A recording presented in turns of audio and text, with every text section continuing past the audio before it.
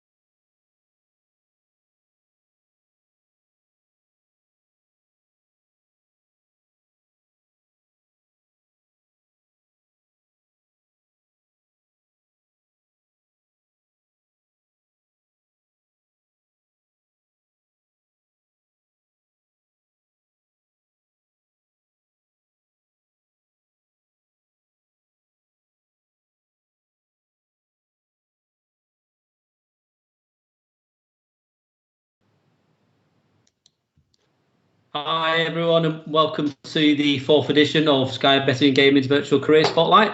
I'm sure most of you will already be aware. For anyone who isn't, we are one of the UK's leading betting and online gaming businesses based out of Yorkshire. We've got offices in Leeds, Sheffield, as well as an office in Solihull. In short, our teams design, build and maintain products such as Sky Bet, Sky Vegas, Sky Poker, Sky Bingo, and a number of different free-to-play games as well, so Super Six, Fantasy Football, and others. Our virtual career spotlight series will focus on a different team from across the business each week. It's essentially your opportunity to hear from our experts and ask any questions. Some initial housekeeping before I introduce today's speakers. So we want this session to be an interactive session. So we encourage you to ask questions. Towards the end of the session, I'll try and read out as many as I can. To ask a question, it's simple. You just sign into your YouTube account and then simply add your question to the comment section. It will be recorded as well. So if you do want to watch at a later date, then that's that you can do, which is an option. So today's spotlight is with Joe and Gav, who look after our bet product and UX teams. So, hey guys, how you doing? Very good. How you doing? All right. Good stuff. To introduce you both to everyone who's listening, it's probably best to start with what you guys do. So, Gav, I'll let you get the ball rolling. What do you do, and how long you've been with the business for? Hi Dan, I'm genuinely in my living room, so I'm actually sat on the floor because it's really comfortable. My kids are upstairs, so they might come in at any moment. I'm Gavin Holland, so I have the privilege of being the head of design at Sky Bet.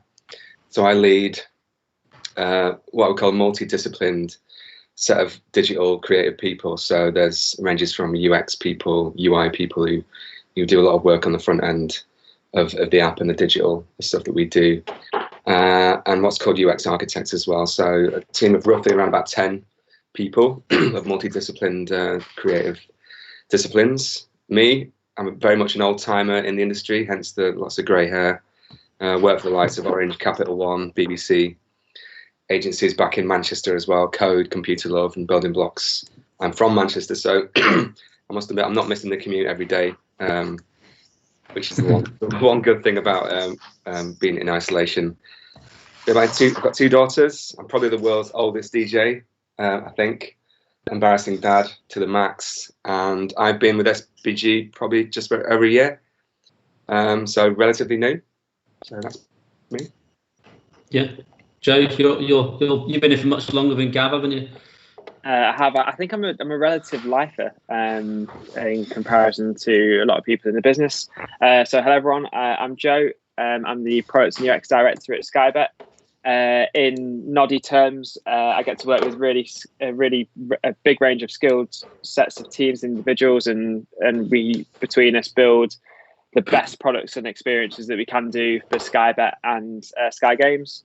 As Dan very kindly mentioned, I've been here for a while, so I've been here for 8 years, pretty much to the day actually. And I did a year with the company during university in a part-time capacity.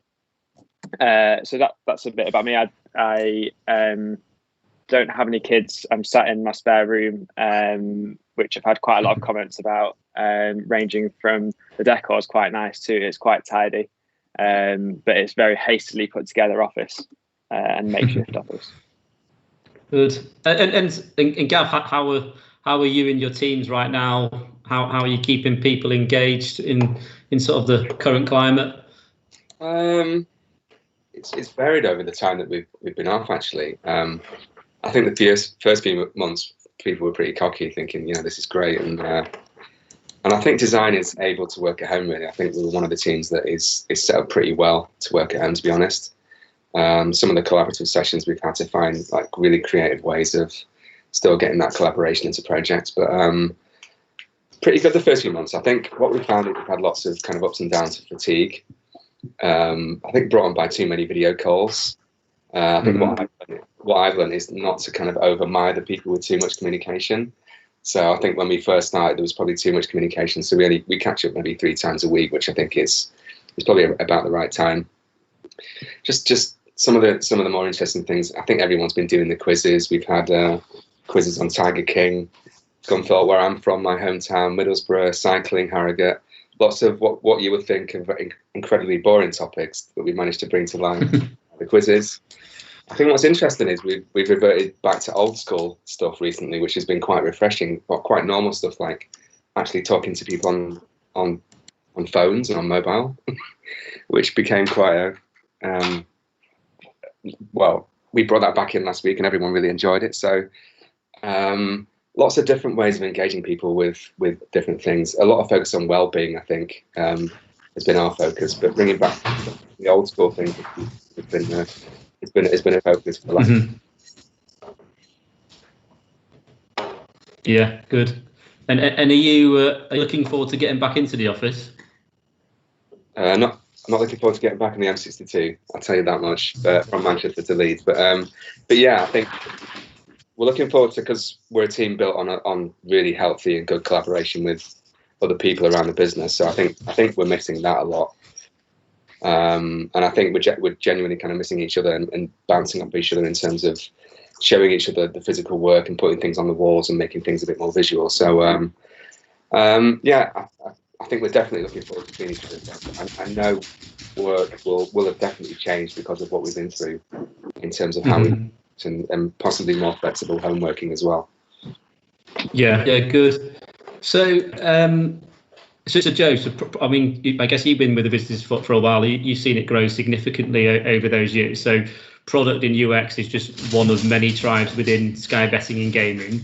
How do our product and UX teams work together at SBG? Yeah, so when I started, there was about 200 people, and we've now grown to over 1,500. And it's been really nice to see how teams have grown and how our culture's kind of been maintained and grown as a part of it. I guess when you look at how products and DUX work together, specifically within SBG and more pertinently within the team that we look at, firstly, we've kind of got some really excellent individuals in the team, and what's really encouraging is to see how those individuals and how the individuals in the team collaborate to meet a goal or set of deliverables. And I like to think quite firmly that the relationship between products and DUX differs between those individuals as well. So, for example, the relationship between those two disciplines in our promotions team is much different to the relationship between products and DUX in Sky Games. But all those relationships have a basis of respect ultimately, and then share similar values in delivering the right thing, having courage, being open and bold. And we've found that when you have those things as a basis, the rest of the working relationship is so much easier to kind of build and happen organically. And like, I guess therefore those values or things that we look for translate into how we interview people and what we look for as part of the team. So yeah, I guess in summary, it differs from person to person, individual to individual, but we have some kind of core values that we make sure kind of live through everybody. Yeah, good. And so, I mean, product in UX is becoming increasingly popular across all industries now. But why is product in UX so important to us as a business? Frankly, it's a part of one of many things that make up our secret sauce. I guess from a business perspective, our team works really collaboratively with the rest of the business to build the right thing at the right time, and they do that by understanding and articulating customers' commercial business needs and pain points. And then for our customers, we really want to identify and understand those needs and qualify those pain points to create easy, exciting, innovative, and ultimately safe experiences that they want to tell their friends about. So those two things, I guess, are quite powerful if you get them right for any business, whether it's in our industry or other industries.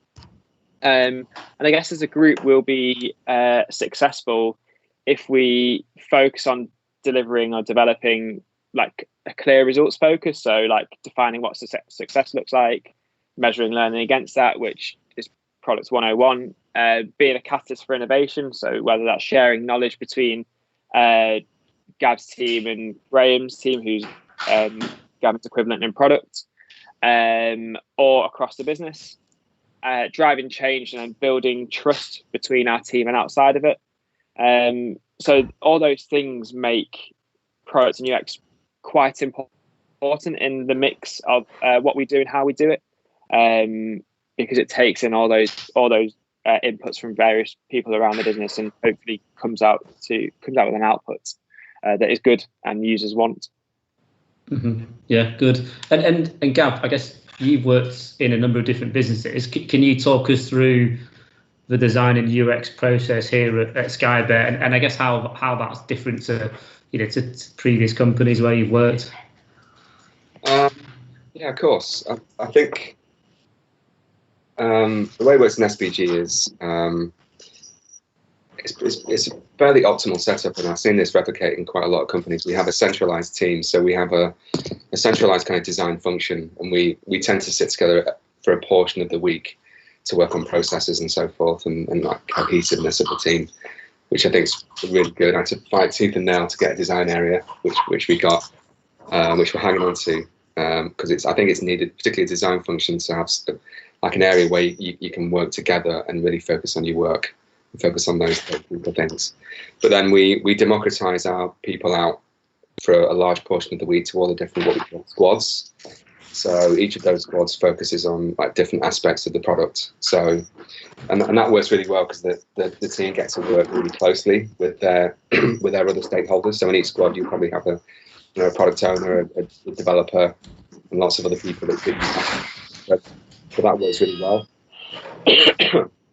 So that works really well. I think the challenges with that is making sure that the design team work in a consistent. So what we're doing through on a continual basis is trying to work on the way we work consistently, and quality and so forth. So we do a lot of that. So each squad has its own kind of roadmap as well. So each squad has its own routines and stand-ups and so forth. But the design team will also have its own stand-ups to work on very kind of team-specific operational stuff as well.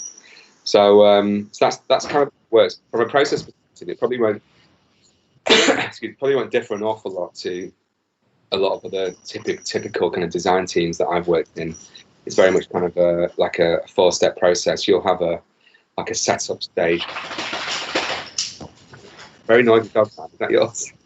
Oh yeah, sorry, I've got 2 dogs running around, and they've been quiet all morning and decided to make as much noise as they possibly can.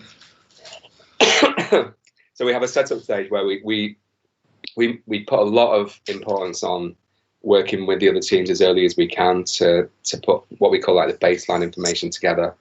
So things like we're trying to work out what's the background to the project, how we're going to measure success, who's involved in it, what are the risks, what are the milestones. So we do a lot of activity right at the start to set up a project really, really successfully using maybe a project canvas or a one-pager. But we'll typically do that together. It's a big bugbear of mine if design enter into a project kind of halfway through. It's really important that we get involved as early as possible to define kind of how we play within a project and the value that we can bring.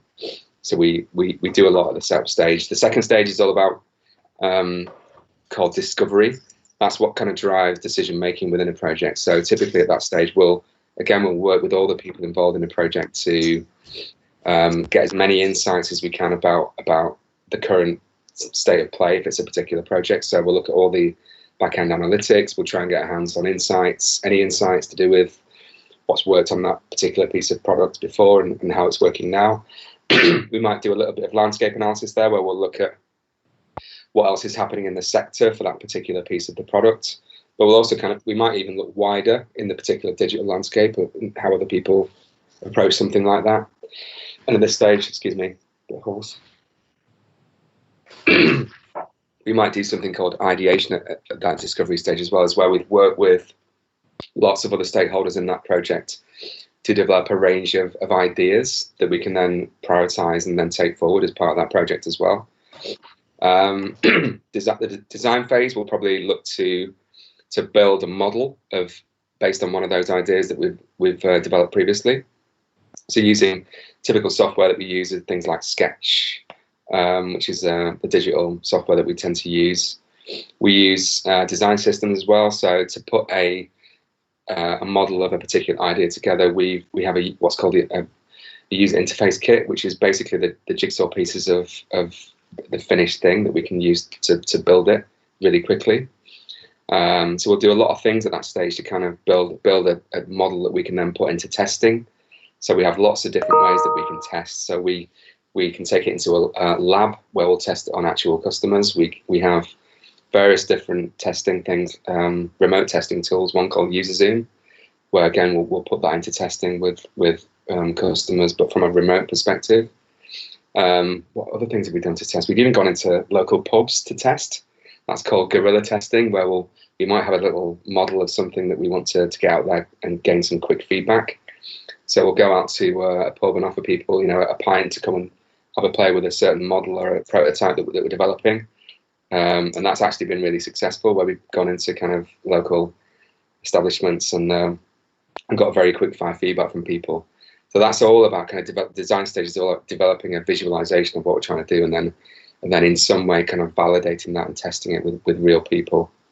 And the final stage is working with our development teams to make sure that what we've conceived of as the idea gets built really faithfully, and what comes out the other end has that quality to it in terms of what we intended it to be.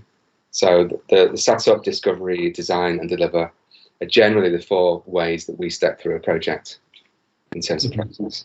That was really long-winded, wasn't it? And probably quite boring. No, it's great. No, it's detailed, definitely.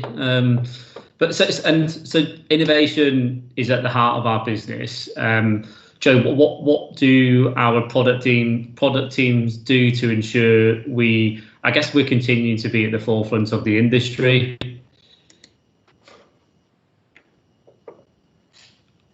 Or Joe, you're on mute. I wouldn't be doing a talk or some sort of video conference if I didn't do that. I've done that so many times, and usually I swear a lot after it. So I'm quite pleased that I've managed to self-develop and not swear then. But I am annoyed at myself for that. Fundamentally, we look outside the industry. You talked about looking within the industry, but we look outside the industry, and I truly think that part of the reason for our success over the last number of years is both as a team, like products and DUX, and as a business, is that we think of ourselves as a technology/customer orientated business first, and a gambling company second. Whereas some people might say that the rest of industry looks at themselves as a gambling company.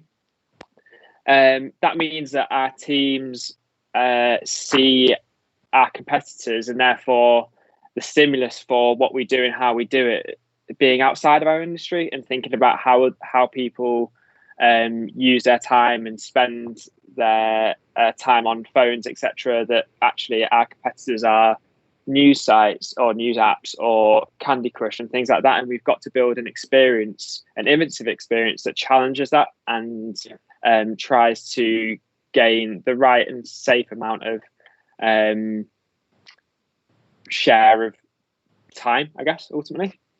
And then that, coupled with our focus on customer pain points, as Gavin talked about through the kind of process that we go through, ensures that we're focused on the right problems with the right stimulus. And when you've got those 2 things, it makes it far easier to build some really neat and fresh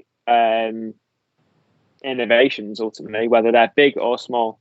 So yeah, I guess the one thing is we don't just look inside our industry, we look outside. Mm-hmm. Mm-hmm. And what, I guess, moving on to sort of some of the projects you've worked on, I guess, Gav, first of all, what key projects, I guess, that you can tell us about have you worked on in the past from a UX perspective? SBG. Yeah, that's Guy. But I guess Joe will go into probably a bit more. I've only been here a year, of course, so I think what's been impressive is the team's been involved in so many. I think what attracts me to working at SBG is the speed at which we move. I think it's a very fast moving kind of sector, so we've worked on a lot. So I think the team, since I've been here, have worked on massive things like the Sky Bet Club around customer retention, developing really innovative things around kind of in play. So it's fairly cut and dry what you do kind of before somebody starts that betting experience and after, but what what happens in between while a match is going on. I think that's a really interesting and kind of vibrant area that we've been looking to kind of innovate in. The native app, I think, with iOS and so forth, I think we've done a lot to kind of make sure that if you're using it on mobile, that experience is, makes the best of that technology and is really innovative and engaging, because it is very different from web. So we've done a lot on the native app. A lot of things like, Super 6, some of these really, really great games that you see that promote engagement and are really innovative. So we've done a hell of a lot, and it's when I think about it, it's incredible how much we get through. But I think therein lies the excitement of working in this kind of sector. It's really fast moving. I think Joe will elaborate. Yeah, definitely, Gary. I think that's where I sometimes forget this, but as a team, we run the biggest betting product and set of free-to-play experiences in the UK, and you can look at some of our non-functional stats and say actually they're comparable with things like Amazon on Black Friday, and that's super exciting. So everything that we work on is big, and that sounds a bit salesy, but it's true, and I fundamentally believe it. But as Gav mentioned, over the last year, we've done some really big things. We've completely overhauled the in-play experience, which has received great user and commercial feedback. We've reimagined what Sky Bet Club, which is our loyalty program, looks like, and we're taking a massive step forward, in my opinion, in how in understanding what the future of our technology looks like. So we've started to release a kind of refactored set of APIs that our partners can integrate with. And as you look to the future, being able to provide services across various different platforms and various different partners is going to be part of the battleground. So yeah, there's some really big and meaty things we've worked on. And also, I don't want to paint a super rosy picture. We haven't always done the right thing at the right time. But I guess the best thing is that we've learned from it, and where we've done tests that haven't gone so well, we've kind of killed those tests and iterated on top of those and turned it around in some cases. So yeah, there's been loads of big key things. I struggled writing them down for running out of electronic paper. No. And actually, that probably brings me on nicely to my next question, which is what's been the biggest sort of learning curve for you when delivering on a particular project from your time at SPG or elsewhere?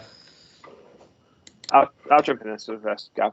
Yeah, sure. I guess from my perspective, I'm learning a hell of a lot all the time, and it isn't just linked to projects. It's also the ways in which we go about getting things done, whether it's in a lockdown state or not. But I guess it boils down to two kind of main big learning curves that I've felt or seen. Number one is that everyone has different motivations and context, and I found that aligning people as soon as you can on a task or something is the best thing you can do. So whether it's for example, if it's a task and you double check what people are expecting to see, I feel like that gets you on that same page as quickly as possible, so you don't deviate from what you think, Dan, I'm supposed to be saying here, and what I think I'm supposed to be saying, or how you frame a presentation so everyone knows who's receiving that presentation, how you want them to react and what you want from them. And I found that pretty crucial, and I try to make it fundamental to how I operate. I guess the second thing is how to manage myself. So being in lockdown, I know it's really hard for loads of people, and I find it personally hard. And I find the perception of myself and my performance is all over the place, frankly. Like some days I think I cannot do this, and I'm finding this really hard.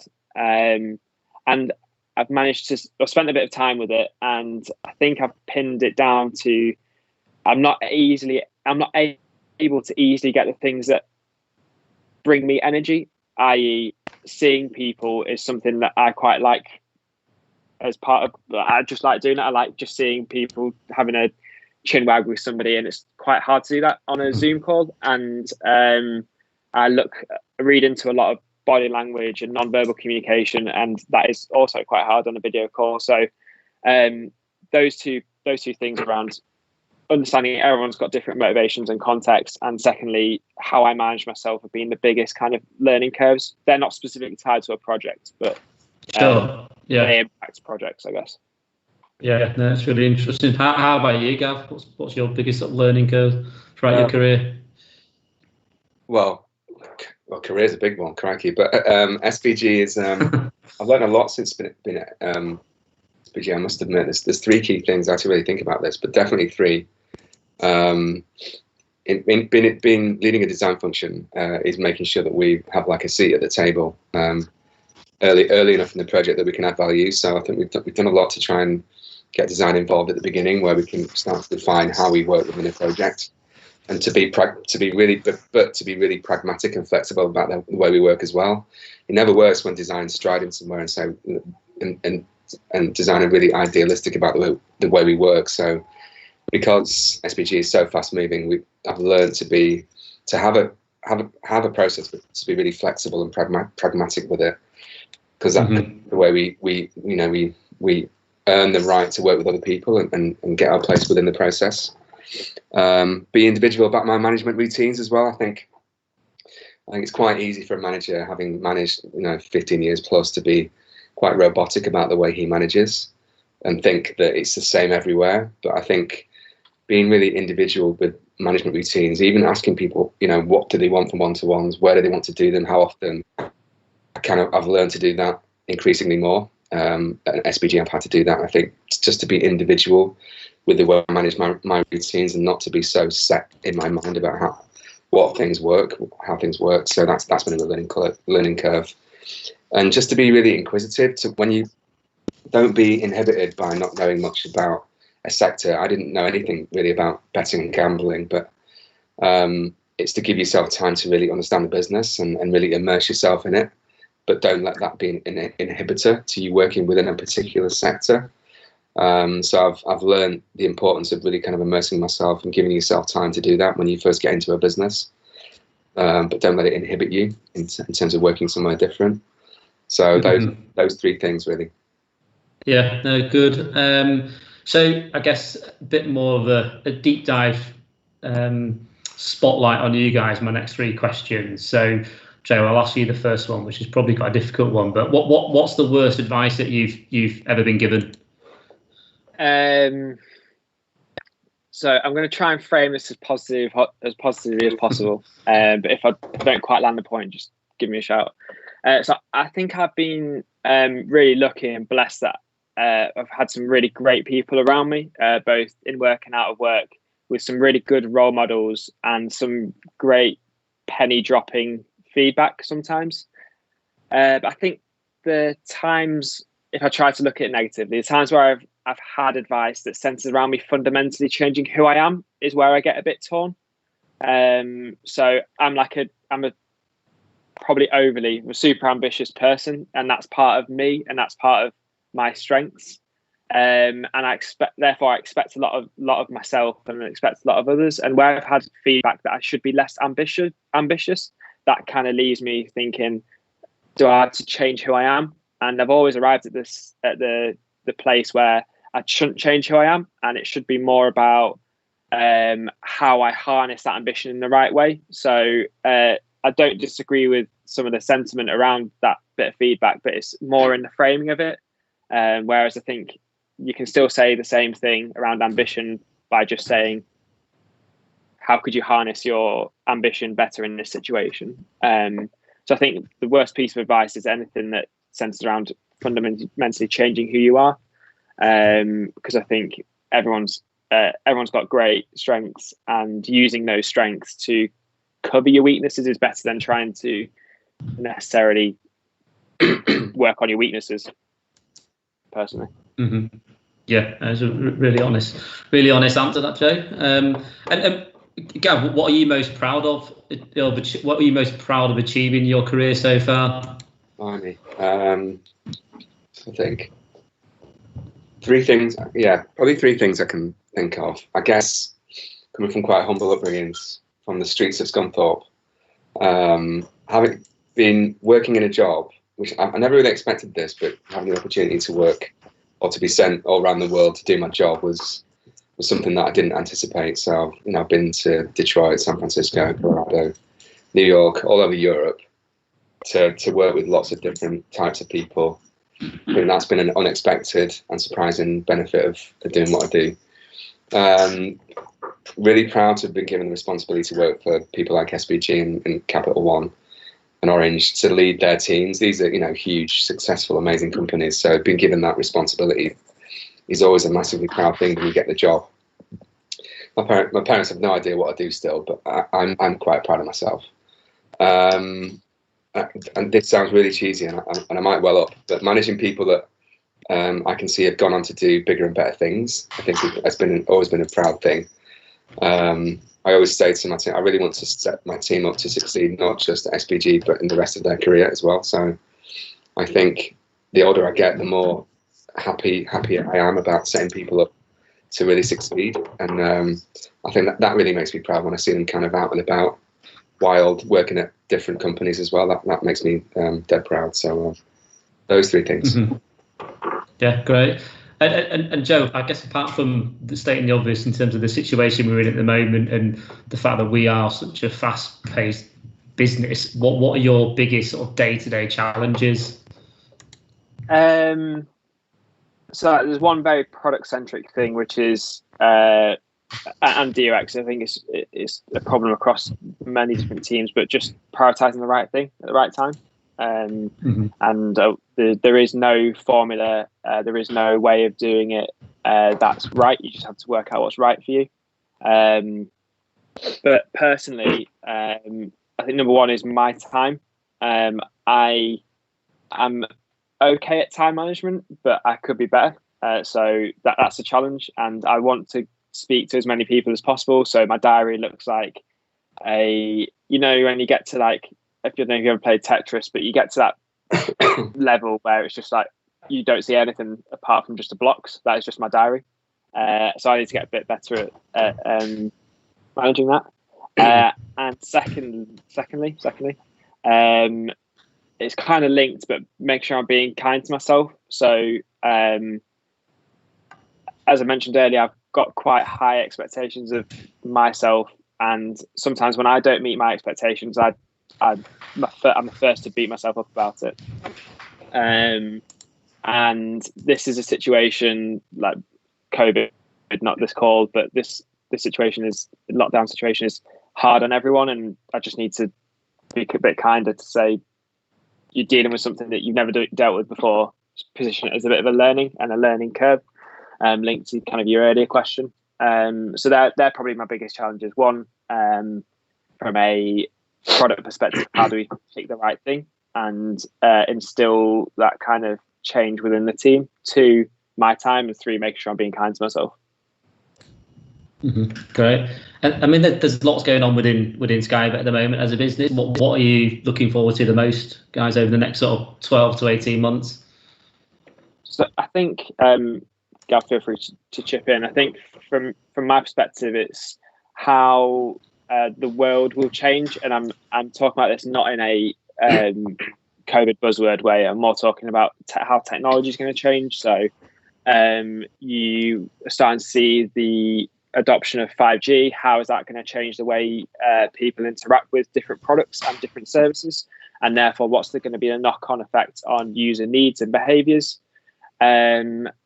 But what I'm quite interested in, and this is a bit of a pet project, is how the concept of you living through digital works. So you've now got the ability to create avatars and stuff, or you historically have done for ages.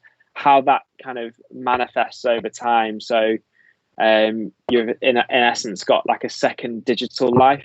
I don't know if anyone's played like Grand Theft Auto, but on Grand Theft Auto Online, for example, you've essentially got a lot of facets of human life, but digitally. Yeah. So you can go to the casino, you can find a partner, you can do loads of other stuff, and that is really interesting to see how that's going to translate into mainstream, into customers, and users' behavior and needs and wants. So yeah, they're kind of mine.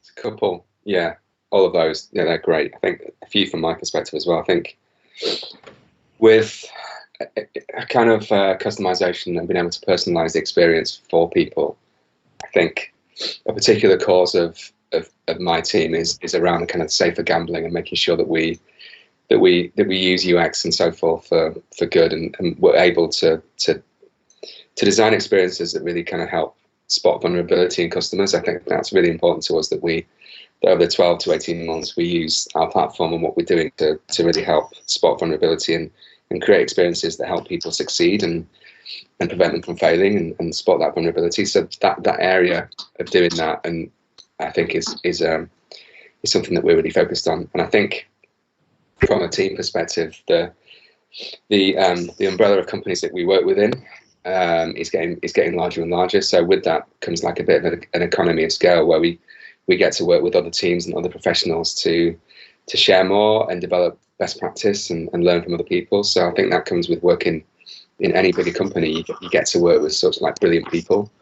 So we're really looking forward to, we've got our counterparts in the gaming side of the business and the Stars Group and Flutter and all the different umbrella bits of the company that we get to work with. So working in a big company, that's such a massive opportunity to learn from other teams, to work with them as well. So looking forward to that.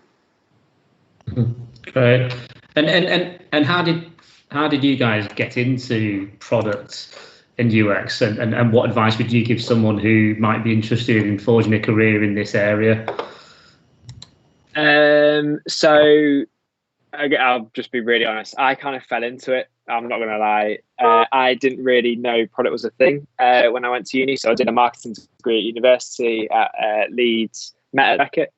And I thought, do you know what, I'm going to do marketing. And I was good at it. I guess I was good at it. But I really liked thinking of solutions, which is a lot of what products and UX is about. So yeah, as I kind of went into the profession, I just kind of fell into it. So if I was to give my younger self advice, or anyone starting out, would be just try and take as much time as you can to learn. The younger me, if I was saying that to myself, would have told myself to get lost. I'm just going to run at 1,000,000 miles, which I'm still not kind of shook off, to be honest. But yeah, like now's the time to make as many mistakes as you can or as you want and learn from those, is when you're just starting out doing something. And for like our product execs in our teams, it's all about just getting as much exposure as possible, trying out how you do things, what things work for you, how you be authentic to yourself, because everybody's got a different style, as we kind of mentioned, alluded to earlier in this talk.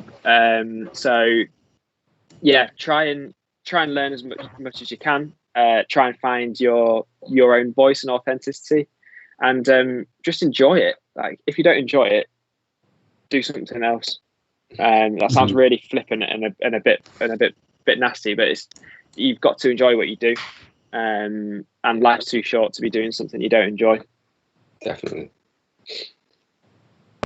How did I get into it? How about you? How about you, Gav? What's your advice? So I left uni in 1996. This was at the very dawn of the internet. This is probably where very few people had mobile phones. It's where you still had to meet your mate at the clock in town, basically, and hope that they'd turn up. 1996, yeah. So I was really lucky at uni, because me and a few others did a certain pathway called time-based media, which led into doing internet stuff. So we were one of few that managed to get jobs straight out of university, and that was just luck. But great at the time. So I've been there since the very beginning, kind of coding and coding CD-ROMs, using Director, using Lingo.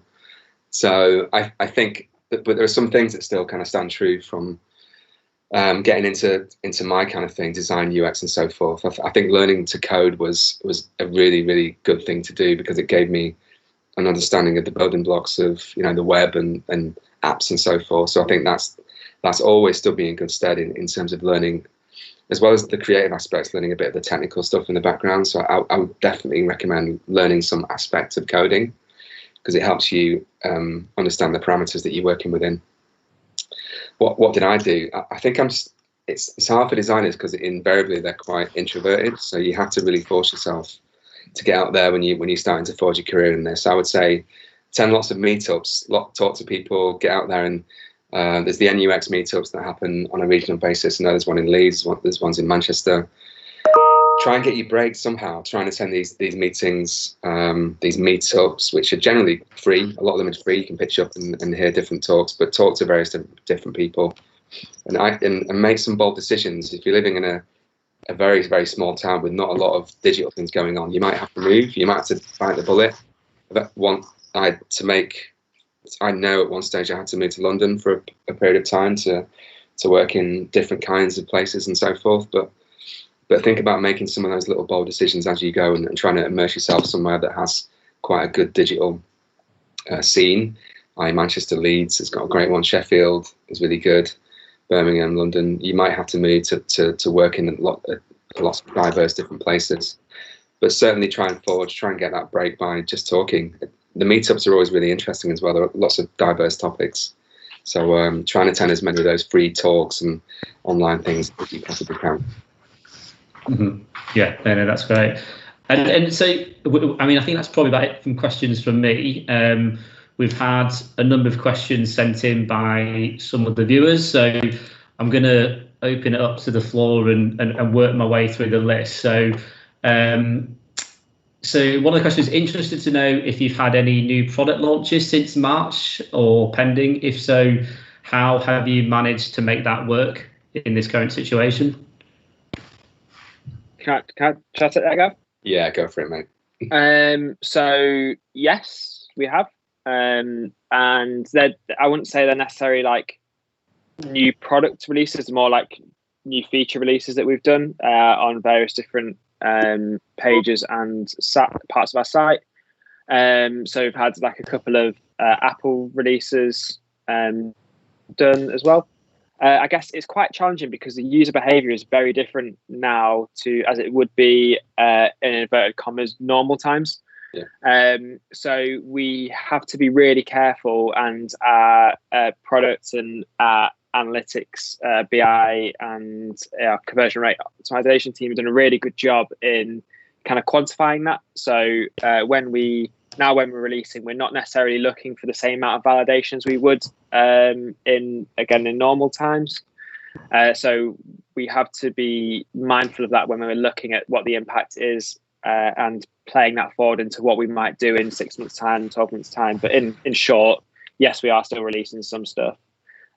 We just need to be more careful with A, how we're releasing it, and B, how we're measuring it. Yeah. Mm-hmm. So next question is hot topic at the moment. So obviously COVID-19 has ignited the idea of remote working. Do you see remote working becoming more common in the future with product teams? And how do you think that will work? So, stand-ups, for example, do you think do you think it would work? Some aspects of it, yeah.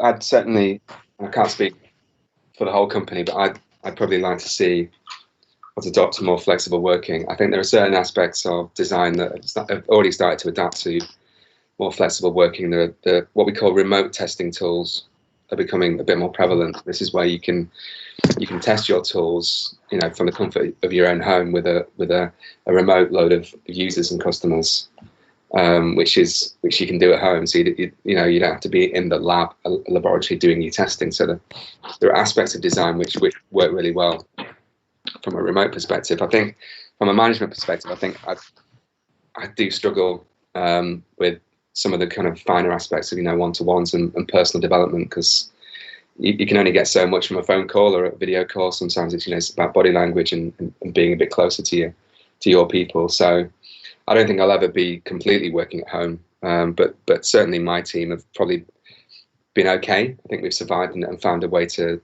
cope. So I do anticipate probably a slightly more flexible methods of working. Most definitely, I think it will change things. I think most definitely. Don't know what you think, Joe. Yeah, just to add to that, I think the key is just finding that sweet spot and finding the balance. And I think that's what it's going to be about. I think we'll be more open. We'll be more open to remote working now than we ever have been, and that's a good thing in my opinion. How far we go is a bit of a worry to me, because again, I think a lot of the great stuff that we do is because you can have those water cooler moments. So building that and ensuring that still happens in an environment where some people are working from home or everybody's working from home is a challenge. But yeah, I think you'll start to see that shift across different industries, different teams. And ultimately it'll make us better. But this stuff always does. Yeah, very good. And so, what do you think, Dan? Dan, what do you think? I'm getting used to working from home, but I think like Gav, I don't think I can work from home 4 or 5 days a week. I guess I'm a recruiter, so I like that interaction, that day-to-day contact with people. So I think we probably will change. I mean, I don't know, but I'm sure it sounds like we might potentially change how we work and the remote working. But yeah, I wouldn't want to do it 4 or 5 days a week. I've got 2 barky dogs, as you're already aware. So, so I think this would be a question for Gab actually. What steps do you go through to get an idea into the live environment? Well, I'll open it up to both of you. To get an idea into the live environment, yeah. Well, okay. Steps we go through. It starts with the process that I mentioned before. I think the ideation stage is. I think one thing I've learned at SBG is that a lot of people have an incredible amount of knowledge. It's like Joe. A lot of the people that work at SBG have been there a long time, so they've got that inherent knowledge about the products and the sector. So one thing we don't do as a design function is concoct ideas on our own and then push them through. The ideas that we produce are always born from probably other people. We have our ideas, but we make sure that we involve lots of people in making sure that we develop those ideas and validate those ideas. So in short, the main step is to be as collaborative as we possibly can to make sure that those ideas are the right ones and that we prioritize together. But then we almost always we do validate those ideas as well. So I'll be one thing that's maybe uneasy about being in lockdown and so forth is we've had to be incredibly creative about the way we test and validate ideas, because we don't have the usual means to do that. So we develop together and we put those ideas through really rigorous testing, be it in the pub or via user Zoom or via lab testing. So we put a lot of effort into validating those ideas with our customers and segments of customers that relate to that particular area. So in short, those 2 things are probably the most important things that we do. Yeah, I think just to add to that, we have multiple different kind of streams of work that try to reduce the handoffs as much as possible to make it easy to get an idea from somebody's head out in front of people. As Gav mentioned, there are multiple different tools to do that, but also we've got what we've found that's worked for us really well is on Friday afternoon we have L&D time, and a lot of great ideas that people are passionate about and have come from the people who are using our products or using our back-end products day to day, day in, day out. They've got an outlet to be able to work on some stuff within work hours, and we've seen some really great examples of things coming out of that L&D time. So for example, the ability for users to favorite markets on our app that was out of L&D time. So it's just about, I guess fundamentally, it's just about building a narrative around why something's the right thing to do, and then just going and cracking on and getting it done.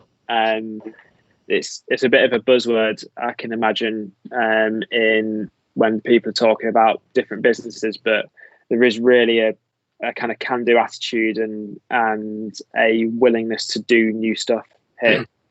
Well, not in my spare room, in my spare room, but at the business more importantly.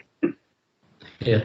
So another question on remote working, but a slightly different angle. So presenting new ideas or functionality to a development team seems to be quite difficult when you are 100% remote. How have you found this, and any tips that you might have to sort of presenting to a development team? Yeah, it has changed. I think we've done all the usual stuff. We put a lot of care and attention into handover anyway, the delivery stage at the end. We use Zeppelin, so we make sure everything goes into a tool called Zeppelin to distribute the ideas, and within that you can add annotations and so forth. And we put a lot of care and attention to do that. I think what we've had to get creative. I think where there's been interactions or animations that we've had to produce little videos which show that interaction pattern and how things move. So we've used things like After Effects, Premiere, just to show little nuggets of interaction. Usually you could sit with a developer to show them how things work and how things go from page to page, but we've had to be increasingly creative in terms of showing how things work using other motion graphics that we wouldn't usually use. So yeah, we do a lot of that anyway. I think the annotation and the quality of our documentation is pretty decent. It's just because you're not there with that person, you have to be creative in terms of showing them some of the movement and the interaction side of things. So yeah, it has changed, I must admit. If I take that question like slightly out of context and apply it to non-engineering teams, I think the thing that we need to do now more than ever is deliver the right amount of context, so everyone knows why something's being asked or how it needs to be done. I guess that is I think, in my opinion, that is something that isn't limited to just a handover of a product idea or a set of designs between a product and DX team and an engineering team. It's just between everyone. I think if we all got better at delivering context, I think the outputs will be better as a whole. Great. So we've got two more questions, I think, by the looks of it. One, so regarding the recent Flutter deal, what opportunities and challenges do you see when it comes to sharing products, UX knowledge across the different brands under the Stars umbrella?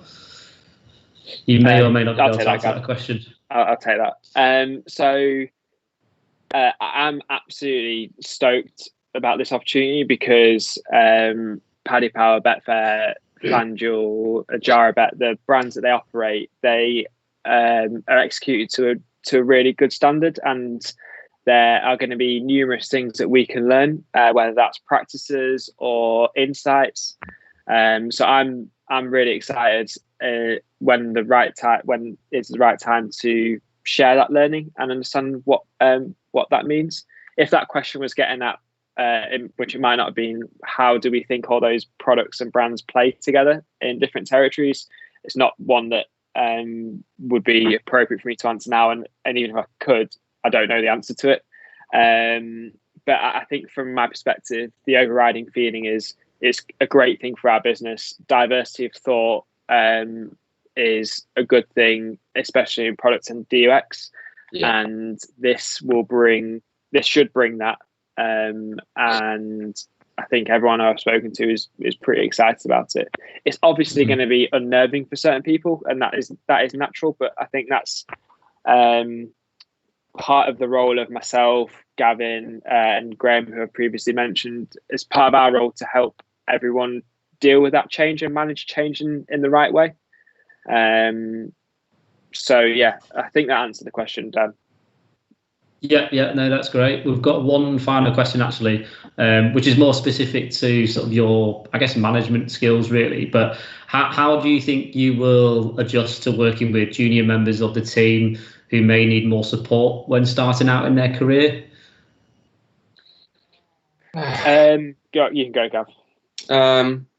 Adjusting to more junior members, I think it's so important to have that hierarchy in a team, junior team members as well as the kind of more senior members. So I always want to kind of make sure that we've got those type of people, just to make sure we've got diversity in kind of skills and so forth. I think I'm the type of manager that I think I'm really passionate about making sure that the junior team members and everyone on the team has a really clear view of what it means to progress.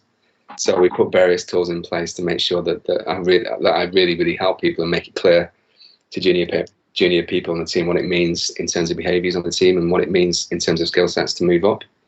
So getting them working with kind of more senior team members and learning from them, and having more senior team members giving the opportunity to help junior team members, to mentor them and coach them, I think is a really important aspect of a team as well. So we have a few kind of more junior team members in our team, and I think I'm just really looking forward to helping them kind of develop and giving them the right skills to move forward within SBG as well. So yeah, that's really important. Just to add on that, I think from my perspective, it's everything that Gav said, but also understanding what the individual wants and needs out of a line manager and the business, and working to meet those needs. I think when you are starting out in your career, that's when you might want the most amount of guidance and support. And I think it's our jobs, everybody, whether a manager or not, whoever's senior within the business, to support that and help that and be a sounding board and be a person to knock something around with. I hope that everybody in our team sees people as equals. I'm confident everyone sees our teams as equals, and I mean that in the sense of job titles and stuff. So anyone can feel like they can come and ask me a question, whether it's on Slack or socially distanced. Come onto my drive. So yeah, I think it's just working out what those individuals need and then meeting those needs. Yeah. Mm-hmm. Great. I've got one final question for you, Joe, which is probably the most important question. Where did you get your mug or glass from? It's gone down well. This one? Yeah, I got it I from think so. That is a beauty. It's an IKEA special. Oh, is it? Which I do believe is now opened. It was opened on Monday, but I did hear that the queues for Leeds IKEA were 5 miles long. I can't confirm whether that's true or not. It does sound a bit like. Yeah, I think they were good sort of 3-hour queues. So I think that's it, guys. Yeah, it's from IKEA. To be honest, so we just about got to midday. So as I mentioned earlier, the session's recorded. So if you do want to watch back, by all means you can do. Joe and Gav, thanks for joining us today. And yeah, I hope people found it useful. No problem. My pleasure. All. See you soon. All right. See you later. Bye.